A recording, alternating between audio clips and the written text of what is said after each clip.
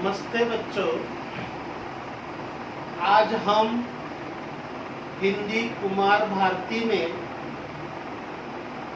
कक्षा 10वीं जो हमारी 9 नंबर की कविता है ब्रजवासी, और ब्रजवासी के जो कवि है भक्त सूरदास, भक्त सूरदास। अब हम भक्त सूरदास का परिचय देखेंगे।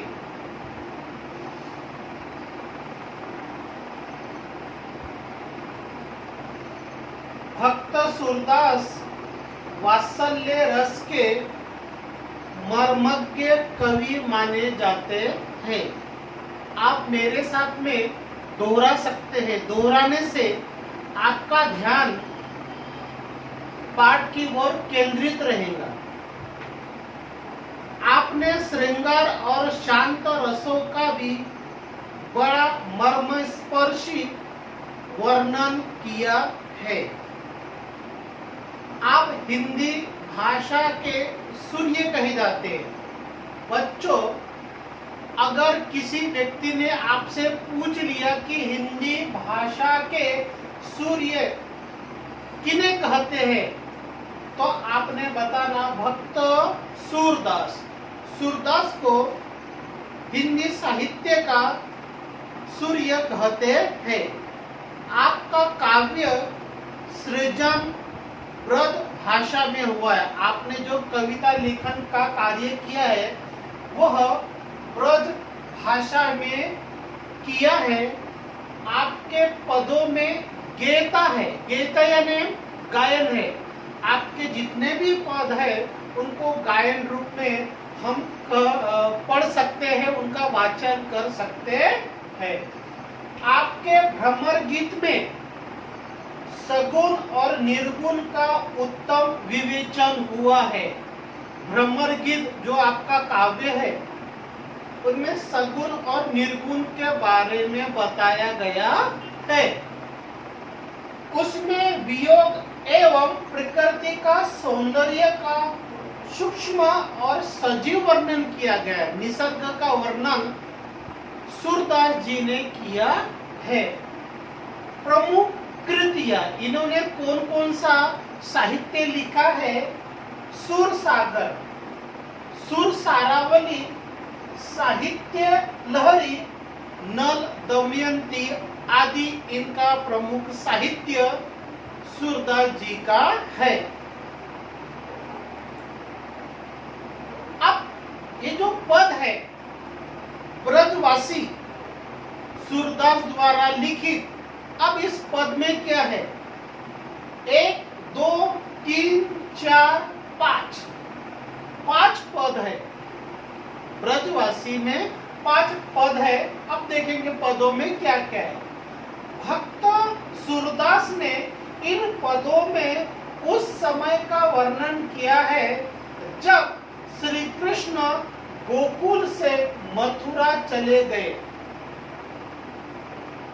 श्री कृष्ण कहाँ रहते थे? पहले गोकुल में रहते थे, अब वो मथुरा चले गए हैं। गोकुलवासी कृष्ण वियोग से व्यथित है, दुखी है।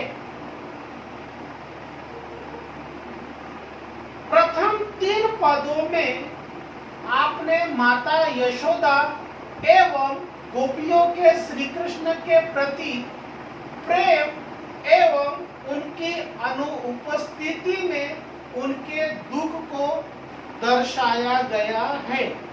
पहले पद में माता यशोदा कृष्ण के जाने से दुखित होती है, उसका वर्णन यहाँ पर किया गया है। मैं प्रत्येक पद में जानकारी देते रहूंगा। मेरे हाथ में किताब भी है, आप भी अपने सामने किताब रखी है और आवश्यक बातों को अगर लिखना है तो नोटबुक पर भी लिख सकते हैं। सबसे पहला पद, इस पद में मैंने यहाँ पर डार्क किया है जसोदा। जसोदा के बारे में इस पद में कहा गया है। क्या कहा गया है? जसोदा बार बार यो भाषे, हे कोऊ ब्रज हितु हमारो, चलत गोपाल ही राखे। कहा काज मेरे छगन मगन को, निरुप मधुपुरी बुलाओ। निरुप यानी राजा, मधुपुरी यानी मथुरा के राजा ने उनको बुलाया है। सुफलक सुत मेरे प्राण हरण को, काल रूप में आयो। बरु यह गोदन हरो, कंस सब मोही बंदी ले मेलो। इतनो ही सुख कमल नयन मेरी, अखियन आगे खेलो।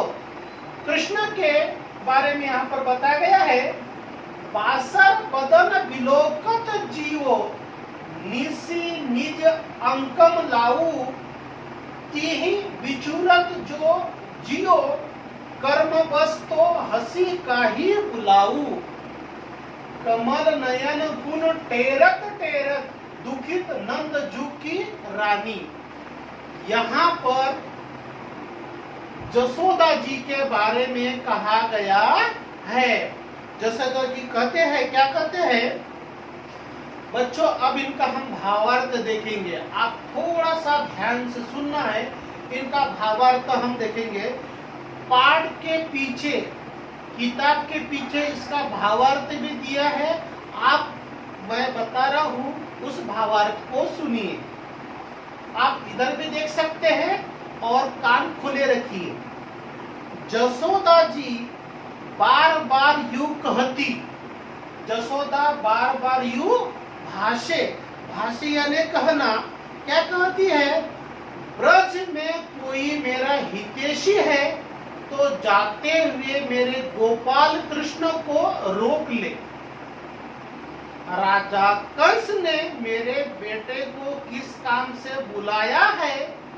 कृष्ण को मथुरा ले जाने के लिए अक्रूर मेरे लिए काल का रूप धारण करके आया है।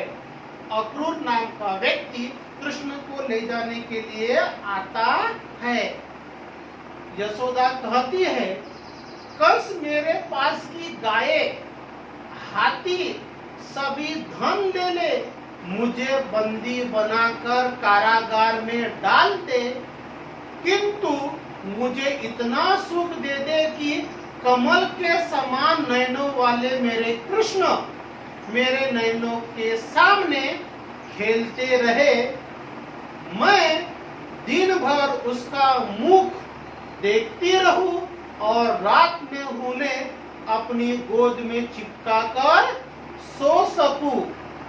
यदि कृष्ण मथुरा जाने के दुख के बाद दुर्भाग्यवश जीवित भी रहे तो हंसकर किसे बुलाऊंगी। सूरदास जी कहते हैं कि इस तरह कमल के समान सुंदर नेत्रों वाले कृष्ण के गुणों का गान करते करते नंद जी की पत्नी महारानी माता यशोदा अत्यंत दुखी हो जाती है। मैं अत्यंत दुखित नंद रानी के दशा का प्रत्यक्ष वर्णन कहाँ तक करूं। देखिए बच्चों, सूरदास कहते हैं कि कृष्ण के जाने से माता यशोदा इतनी दुखित है कि कवि भी दुखित है कि मैं उनका दुख का वर्णन, मेरी भी मर्यादा है, कहाँ तक मैं उसका वर्णन करूं, मैं कहाँ तक उसका वर्णन करूं, मेरे समझ में नहीं आ रहा है। सूरदास जी यहाँ पर बता रहे हैं। अब पहली कृति पर यह संजाल है। अब हम संजाल के बारे में हम देखेंगे। संजाल पूर्ण कीजिए। यशोदा की कृष्ण वियोग में कही हुई बातें। यशोदा ने कौन कौन सी बातें कही है? इन डब्बों में, इन आकृति में आप क्या कर सकते हैं, वहां पर शब्द लिखने हैं। कौन से शब्द लिखने हैं? देखिए, ये जो मैंने आपको हरे रंग में जो मैंने डार्क करके रखा है, ये उनके उत्तर है। लेकिन याद रखना, उत्तर यह काव्य में है, पद में है, आपको जैसा का वैसा लिखना नहीं है, उसको हिंदी भाषा में क्या करना है, अनुवाद करना है। हे कोऊ ब्रज हितु हमारो चलत गोपाल ही राखे, अगर मेरा कोई हितैषी है ब्रज में तो मेरे कृष्ण को रोकिए। कहा काज मेरे छगन मगन को निरित मधुपुरी बुलायो, मथुरा के राजा ने मेरे बाल कृष्ण को उन्होंने बुलाया है, ये लिखना है। सुफलक सुत मेरे प्राण हरण को काल रूप में आयो, अक्रूर क्या है, मेरे बेटे को ले जाने के लिए आया है, मेरे लिए दुखद घटना है, ये लिखना है। नंबर 3।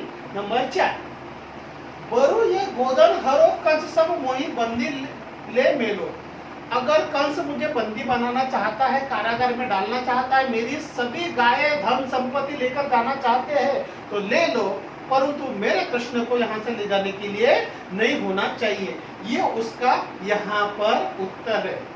समझ में आ गया ना? हाँ, ये उत्तर आपने ऐसा लिखना है।